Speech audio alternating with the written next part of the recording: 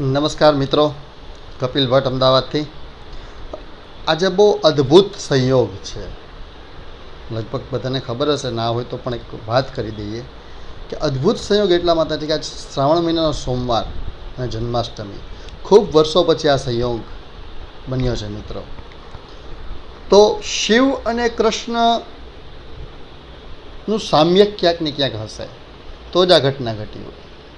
કારણ કે બ્રહ્મા વિષ્ણુ મહેશ ત્રણ તો આપણને ખબર જ છે કે કઈ રીતે છે, પણ એક કૃષ્ણ અને શિવનું સમ્યક આજે જોઈએ કે શિવના કોસ્મિક નૃત્યની જેમ કૃષ્ણનો પ્રેમ આપણા અહંકારના પ્રલય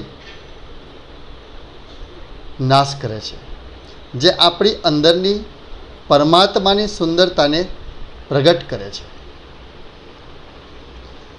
જેમ શિવની ગંગા તેમની જટામાંથી વહે છે, જેમ શિવની ગંગા એમની જટામાંથી વહે છે, તેમ કૃષ્ણનો પ્રેમ તેના દિવ્ય હૃદયમાંથી વહે છે, તેના વાસણીના સૂરમાંથી વહે છે અને આપણા આત્મા સુધી પહોંચે છે મિત્રો.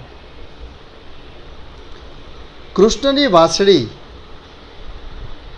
વાંસળી એ સૌમ્યક પવન છે જે શિવની વૈશ્વિક ઉર્જાને જાગૃત કરે છે. કૃષ્ણની વાંસળી એ સૌમ્યક પવન છે જે શિવની વૈશ્વિક ઉર્જાને જાગૃત કરે છે, જે આપણને અંદરની દેવી સંવાદિતાની યાદ અપાવે છે. અદ્ભુત વાત છે સાહેબ. શિવની ત્રીજી આંખ બ્રહ્મની બહાર જુએ છે, જ્યારે કૃષ્ણનો પ્રેમ અંધકારને દૂર કરે છે, આપણને અંતિમ સત્ય તરફ લઈ જાય છે. શિવના ત્રિશૂળની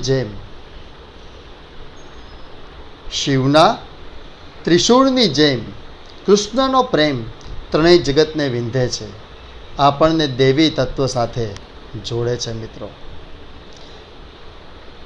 કૃષ્ણનો દેવી પ્રેમ અને પવિત્ર રાખ છે જે આપણને હૃદયને શુદ્ધ કરે છે, જ્યારે શિવની શક્તિ આપણને જીવનના પડકારોથી રક્ષણ આપે છે. શિવ અને કૃષ્ણના જોડાણમાં આપણને શક્તિ અને પ્રેમનું સંતુલન મળે છે, જે આપણને આધ્યાત્મિક જ્ઞાન તરફ લઈ જાય છે. જેમ જેમ શિવના ડમરૂનો નાદ બ્રહ્માંડમાં ગુંજી ઉઠે છે, તેમ કૃષ્ણના વાંસળીના સૂરનું સંગીત આપણા હૃદયમાં ગુંજતું રહે છે, જે આપણને પ્રેમ, કરુણા, વાત્સલ્ય બધું જ આવકાર્ય અને પ્રકૃતિની યાદ અપાવે છે, જે રાધાની યાદ અપાવે છે મિત્રો. આ અવતરણો શિવ અને કૃષ્ણ સુંદર સંયોજનની ઉજવણી કરે છે, જે શક્તિ, પ્રેમ અને આધ્યાત્મિક વિકાસના સંવાદિતાનું પ્રતિનિધિત્વ છે. તો મિત્રો, આ છે શિવ અને શક્તિ, આ છે શિવ અને કૃષ્ણની વાત કે જે વૈશ્વની ઘટના ઘટાડે છે.